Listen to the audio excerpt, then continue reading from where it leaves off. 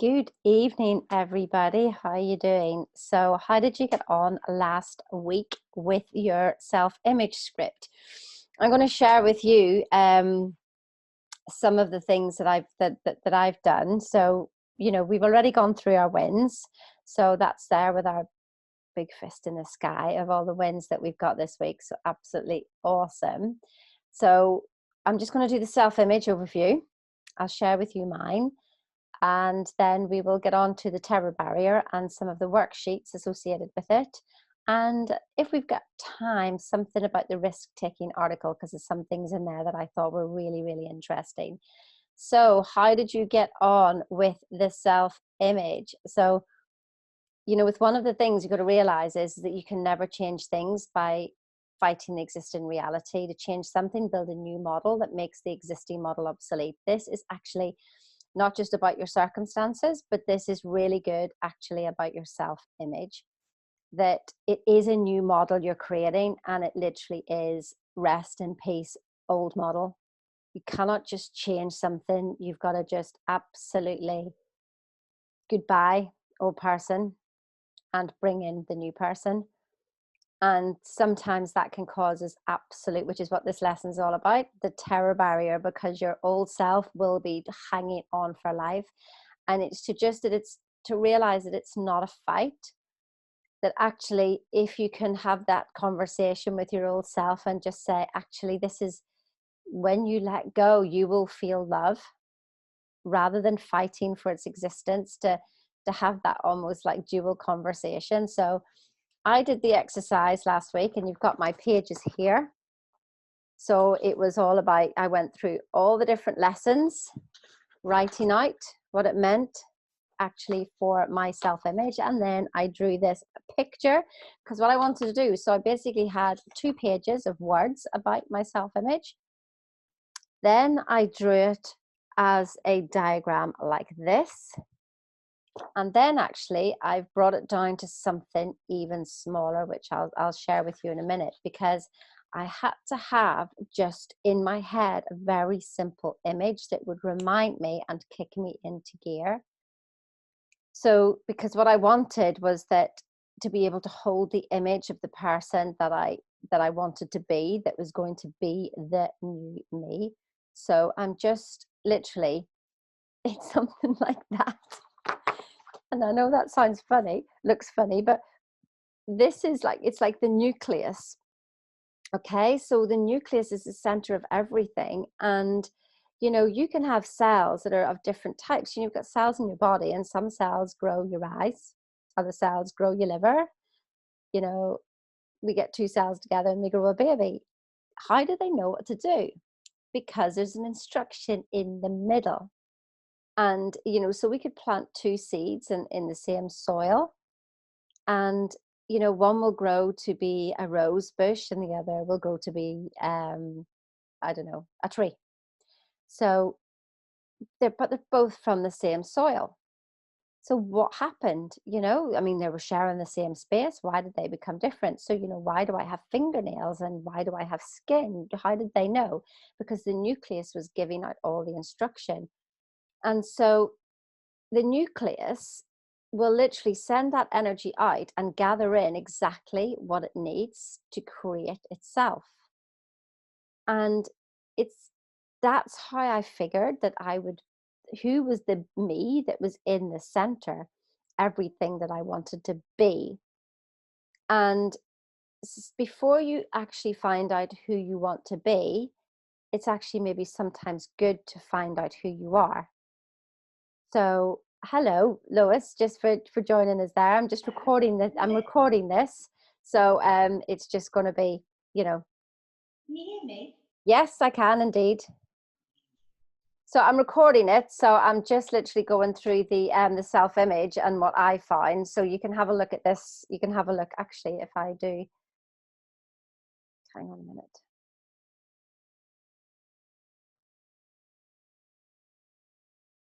So yeah, so that's the nucleus. And so who are you being has to be understood. Sometimes it's not, we know where we're going, and maybe we do know the sort of person that needs to be there, but we also need to know where we've come from And that was the biggest thing that I realized, that I had to look at myself more and really be totally honest as to where I was, so that I was aware of stuff to be able to go, right, goodbye that. That's not behavior that fits into this new person. And so to be, it's use of the will, one of your intellectual faculties, to really hold that in place. So the environment is our looking glass, and also our body is mirroring our beliefs as well, and how we act. So if you've got one minute, like, the different types of mirror that we'll actually see from other people is, what are you being in the moment? So whenever you're with somebody else and they start acting up, what is it that they're demonstrating that there's something? Because if it's annoying you, what is it that they're demonstrating that is a mirror to you? And I'm going to be honest about a previous relationship where the person that I was with didn't like to spend money and would like think of holding back before giving out, whereas I thought I was the person who was wanting to give out before keeping in. But if I was completely honest with myself, when I paid for stuff, I would have this feeling in my stomach like, you shouldn't be spending that money, you should be doing this, you should be doing that, you should be paying this off, you should be paying that. And I would actually say that for my whole life, I've realized that every time I've used my card, I've had a feeling of guilt that's been in my stomach. So that was quite a big thing for me to realize. And so, like, anybody who's in your way, either that you might even judge, what is it that you're judging, that actually it's something inside you that you need to deal with, whether it's at a very, very tiny level that you've never noticed before. But if you're honest, in your head you're one thing, but in your stomach you've actually been saying another. There's been a bit of a disconnect, and it's something just to be aware of, so that you can say goodbye to it and go, no, that's not who this new person is. So there's also about, whenever you want to spend time with somebody else, what is it about that quality of the person that makes you want to spend time with them?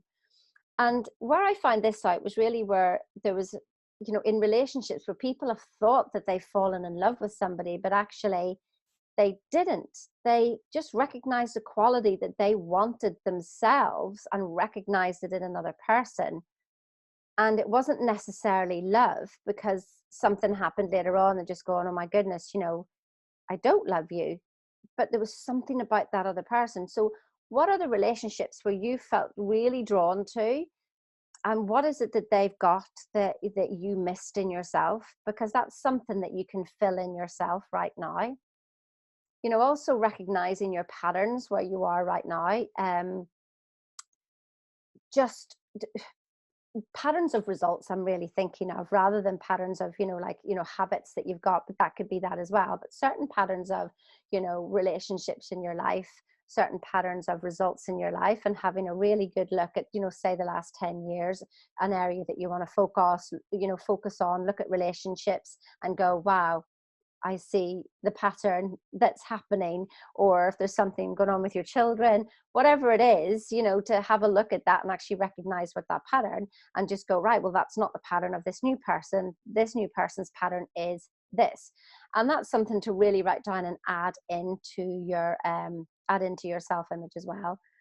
Now, one of the things that was really big for me was actually about relationships with your parents, and that to write down male, female, and positive and negative traits of them, and actually go, because your parents hold a mirror to yourself, and that could be probably one of the deepest mirrors. Now, that was a big, big deal for me, and actually, a lot came out of that. And what he said to do, so this was something that I was researching, and he actually said that whenever you do that and you figure out the relationship with your parents, to actually ask 3 questions. Now, if I can find those 3 questions, here you go. So you've got 1 minute left on this world. What would you say to your parents? And so this is something I'd recommend writing this down, so that you can actually do this exercise rather than me doing it right here, right now.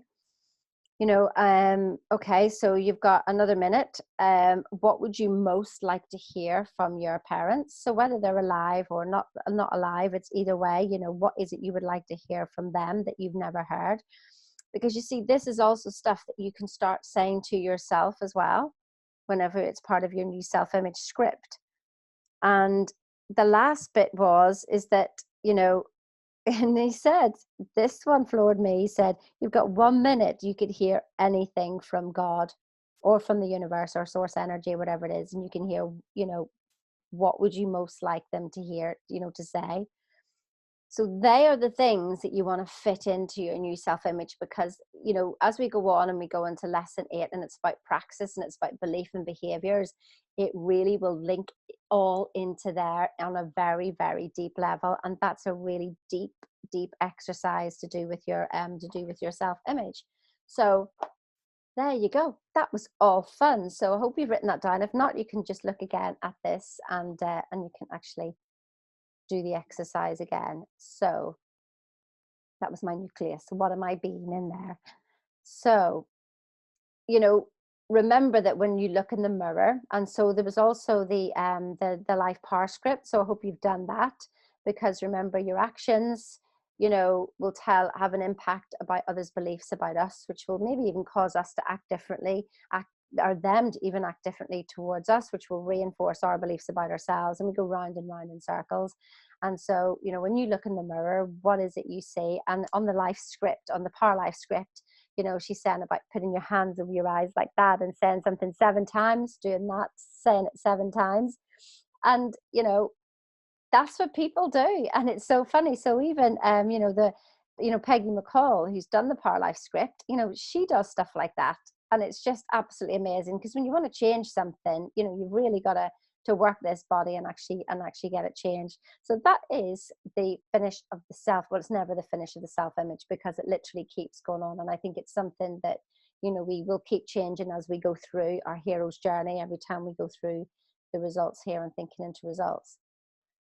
So back to the genie again. This is a diagram that we can use for absolutely everything. So remember, what you think goes into your feelings, not necessarily all the time. You can let thoughts just pass you by. If you do not get emotionally involved, then it is not going into a feeling. But any thoughts that you get emotionally involved with will change the vibration in your body, which will change your action, which will cause a reaction from the universe, which will create your results. And you're going to have a new model of who you are, completely new model. And as Bob says, he's walking around with that new model in his head, and it's 80% of the time. So if you can't remember it 80% of the time, you know, maybe set an alarm on your phone every hour, and that's to remind you to go, like, even if it's just a minute, to remind yourself who you are, or before you go and deal with somebody, to remind yourself who you are, before any call, before any work that you're going to do that's involving other people. You know, sit back and remind yourself, even if it's just that minute, to get into character. And so that's what the book, when you act as if, I'll remember the book after, I'll tell you about it after. So just basically acting as if you are that new person that's in line with your goals. So remember the goal that you'd set. It was a C type goal, and it was a fantasy, and it's what you want, and you made a committed decision to actually get there. So, you know, that's why we set the goals so high up, because it really does shake the foundations of where you are, because you've been that high and you've seen that goal. Actually, the tendency to drop down to your current results and continue to look at your current results is so, because that's what we've been used to doing, rather than shutting off the senses, because everything in the outside world has already happened. You know, we know about the MRI scan that our conscious mind is 6 seconds behind our subconscious. You know, so everything we're looking at, it has to be decoded, and we get it. So it's already happened. So those results are like, so last year, so yesterday. And it's to remind yourself of that if you want anything new to change, you've got to come from your imagination. So most people are walking around, you know, the most creative thing that anybody ever does in a day is, what are they going to wear in the morning and what are they going to make for tea? When you think about it, people get up, they're in bondage. They have X type thoughts and X type feelings and X type behaviors. And then they get that all, you know, confirmed to them from society, from the outside world. So they carry on with their X type behavior in their X type vibration. And the only time they think, because they get up in the morning and do the same thing, they might have to think about, well, what am I going to wear?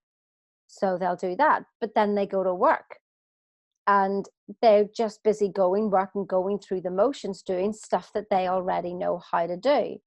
And remember, mental activity isn't necessarily thinking or creativity.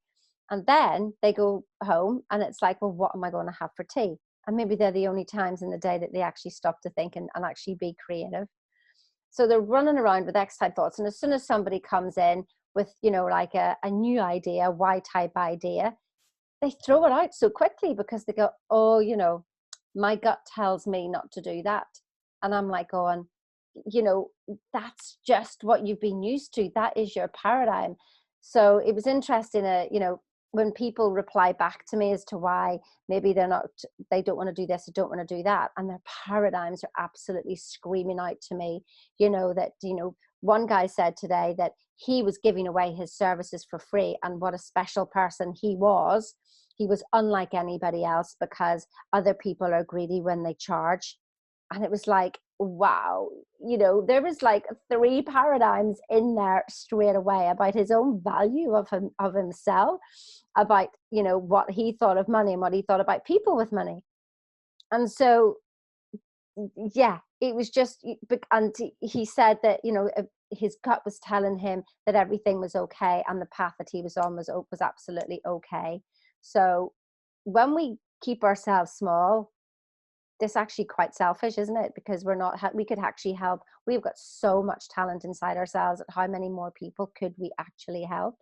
But maybe you don't want to help anybody else. Maybe it's just literally yourself and your family, but at least you're helping somebody. But some people, keep themselves so small and they've got such great talent. And what a shame not to let that out. What an absolute shame. So, but once they, cause what happens is the why idea, they start to reason it all out, and it's like yes, no, and then that's whenever the feelings start to come into effect.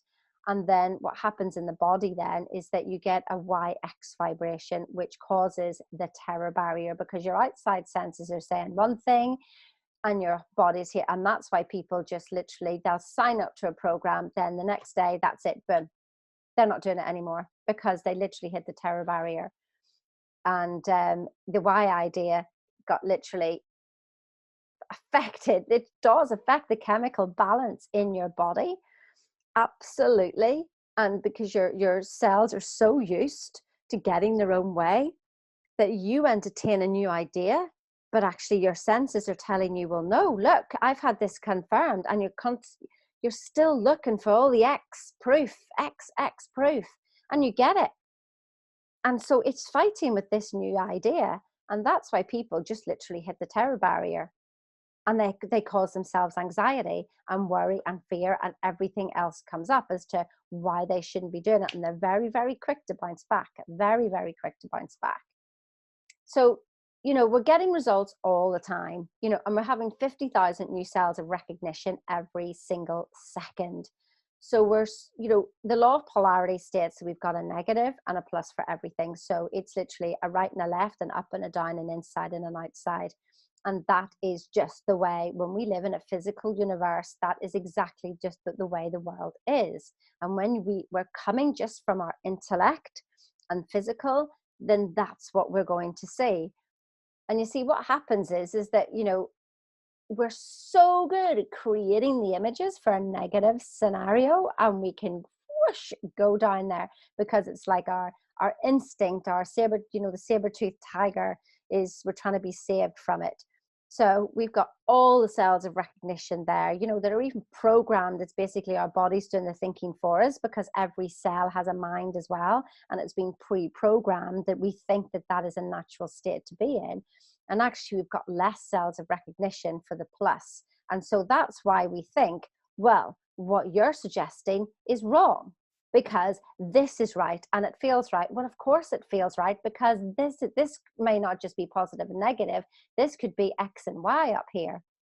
Okay, so you just actually go, well, of course X is right. Of course it is. Well, of course it is, because you've got all those cells. It doesn't actually make it true. It doesn't actually make it right. It's just that if you want to change something and something needs to be changed, we keep bouncing back because we've got so many cells of recognition. And maybe what we want to do is to just ignore, the X idea and put all our attention into the Y idea. And literally, because if 50,000 new cells of recognition are being created every second, it's like, what have you got in your head? You must ask yourself all the time, is this thought going to get me what I want? At every second, because if you go into a panic attack, you will just very much slip back into the other way. Now, this does in itself cause the imbalance because you're going back and forward and going back and forward. And if you're too much in one, it's like a pendulum. If you go too much in one direction, you are going to swing back. And so the idea would be is that you want to be, once you've done the fight of swinging back and forward, would be to find the place that's in the middle, so that you're not so positive towards an idea or negative, that actually the idea just is, and that is the natural state of being that you think, because you've thought of this idea for so long and for so much that actually it just feels natural. So you can just say, like, it's just as natural as breathing. I get up in the morning, so I do. I get on a private jet. It's just the new normal. That's where we're looking to get to, because we do not want this polarized feelings. And we can call it compassion. It's compassion with ourselves, it's unconditional love and that natural next step. So when we have thoughts, but we don't have an attachment to the outcome. And that's where sometimes that when we want a goal so much that we concentrate on the goal, and we're attached to it. And actually it never comes then, because we seem to be pushing it away, going, why is it not there? And we're constantly then looking at our results. But we need to have the thought without attachment to the outcome, a feeling without the distortion of it. So we're not too positive and not too negative against it. So we can still have a feeling, but it is just a very balanced feeling. And I love this, an emotion without the charge. So when you're doing your dreaming and when you're doing your goals and everything, yes, that's absolutely fine. Have all these emotions and feelings to build it up in your internal world. But where I was struggling was, how do I walk between the two worlds? Because we have the world that's inside, that is our imagination, and we use our will to hold our imagination in place. But then I've got to deal with the outside world, which is polarized. So inside isn't polarized, but the outside world is. How are we supposed to walk ourselves through these two worlds and stop that terror barrier? So, and basically, this is what I find that is where people stay. And this is where Bob is actually saying that, we never, you don't want to be too high, because if you go too high, you're going to go low. So when you get something really good happening, of course, stop and just go, yes, that's absolutely brilliant. That's just natural. That's just the new normal. Well done. Move on. Yeah. Because sometimes with people, when they get success, they stop doing what they did to make them successful. Then they go right back to where they were before. So like, as my mentor says, he says, literally 24 hours of a celebration, have a rest, but then get right back on it again, do the work. Just keep doing the work if you want that success. So, and it's the same, whenever you have something negative happen, is that you may look at it and just go, well, that's absolutely fine. What did I learn from that? Great. Okay. I won't do that again. This is what I'm going to do. And then you apply it and you get on with it. So emotion without charge in your daily life. And this is where we literally look at the word observe, because we are more observers. When you think that our subconscious is in control and our conscious mind is 6 seconds behind. So we use our conscious mind to make decisions with. Our decision that we say to our subconscious mind, I am a millionaire, for example, or I am living in a big, beautiful house, whatever it is that you've got. And then you give it an instruction, give it a command, and then you move on. Whereas if you have then that you're like attached to that thought and attached to the outcome, it won't happen, and it will just make you more frustrated because you're putting too much emotional charge on it. And actually the subconscious mind doesn't care what you tell it.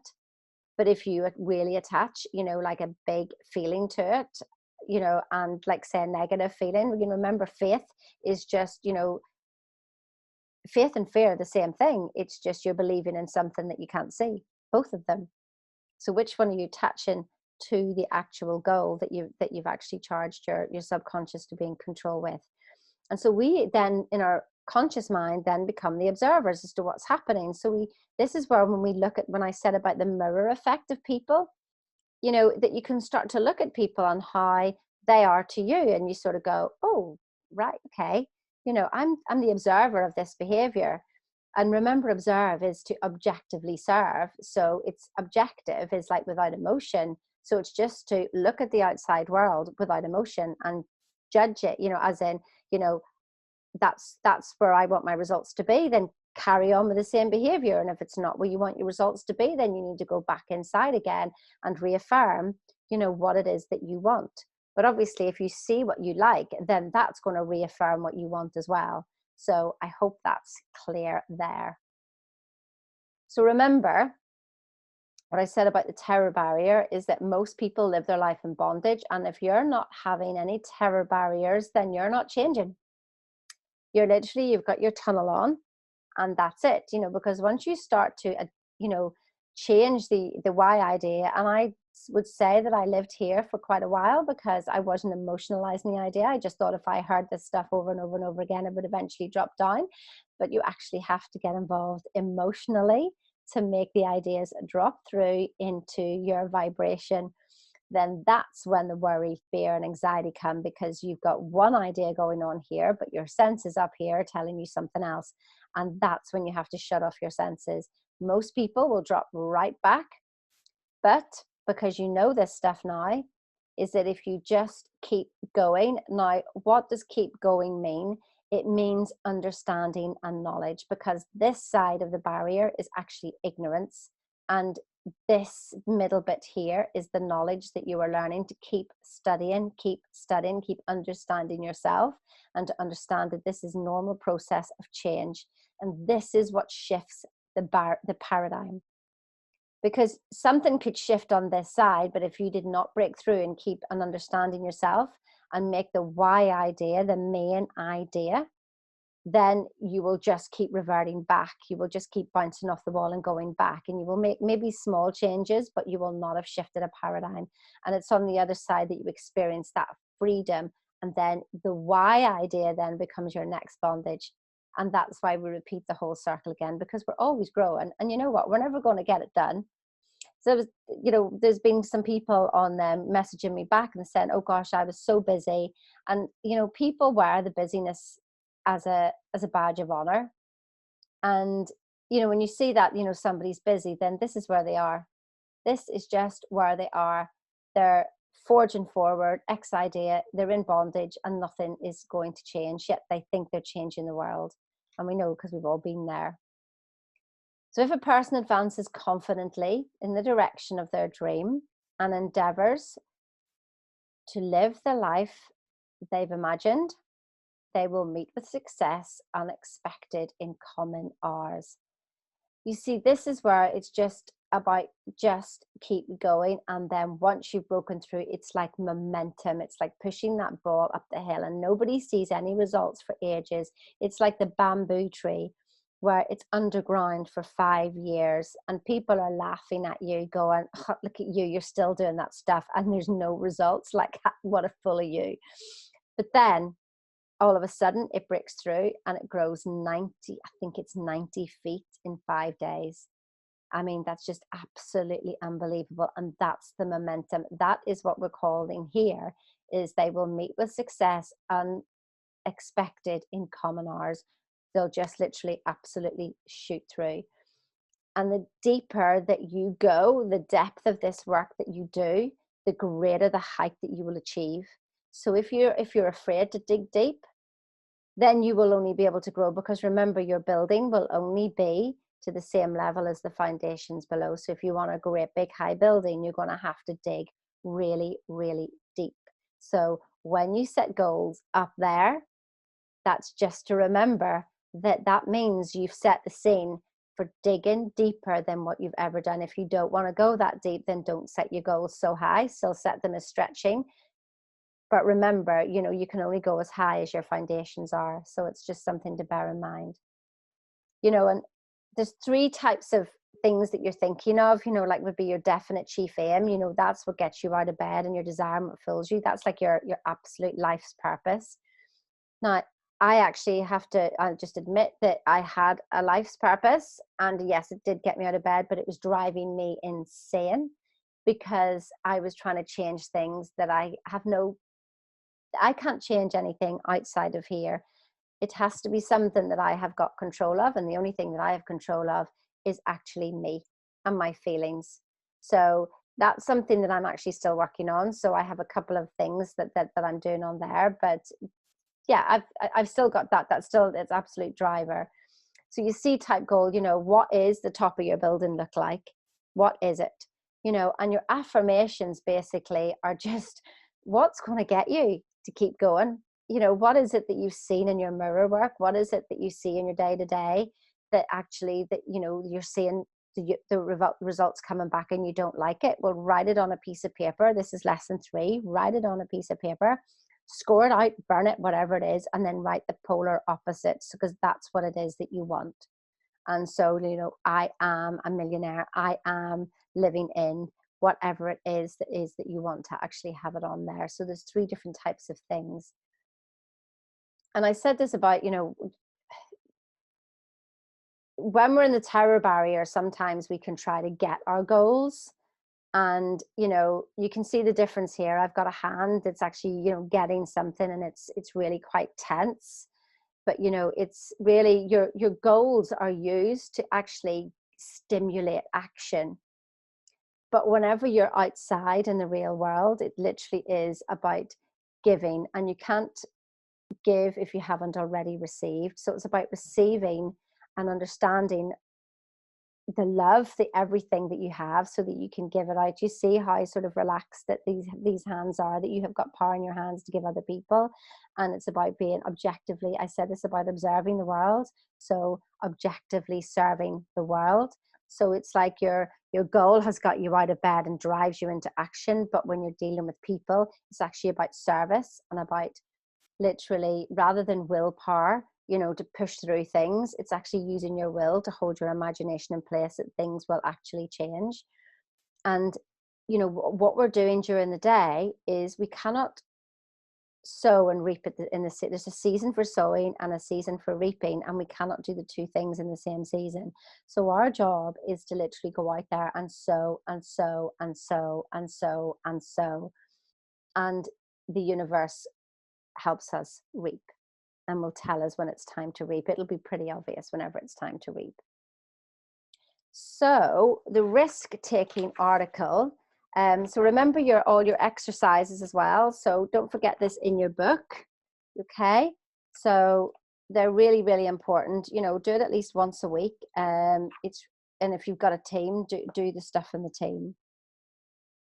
So why are we going through, setting goals up here, and why are we going through the terror barrier? What is it? And I love this here. It's in the risk-taking article. To laugh is to risk appearing the fool. To weep is to risk appearing sentimental. To reach out for another is to risk involvement. To expose feelings is to risk exposing your true self. To place your ideas, your dreams before a crowd is to risk their loss.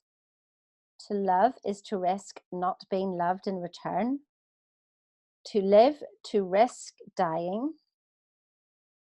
To live is to risk dying. To hope is to risk despair. And to try is to risk failure. The greatest hazard in life is to risk nothing. The person who risks nothing does nothing, thus has nothing. So when somebody's not making any mistakes in life, they're not stepping outside their comfort zone. They're not taking any risks. And they're the people that are judging everybody else for failing. Well, actually, because they've just kept themselves safe. So if anybody is just, criticizing or says anything, oh, you got that wrong, going good, because I just learned something. What have you learned recently? Oh, I get everything right. Well, yeah, they haven't risked a thing, and they're not living their lives, are they? Many of the greatest lessons you'll receive in life are going to come from falling, from your failures. And actually people have, it begins with the pattern of playing it safe. I can is far more important than IQ. I love that one. Why is it that we do not see the process of reaching our goals as having steps similar to the ones a baby must take in order to learn to walk? There will be some stumbling and falling in the learning process, but success can only be reached when we are prepared to take these steps.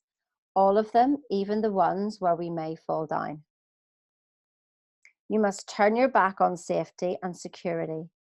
To make it big, you must take big risks.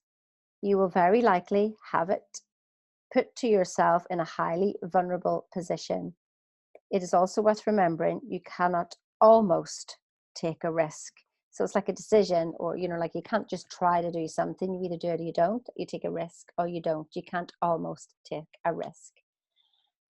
So just to remind us, that's quite a deep one, like your self-image, and then going through to your terror barrier, and that will also impact then the next lesson, which is beliefs and behaviors, because all the mirror work that you're doing is actually starting to pull up all those beliefs that you've had, and will help to, it'll just be starting to plant those seeds as to, what actually is it, who are you now, that is actually holding you back or stopping you from being any better.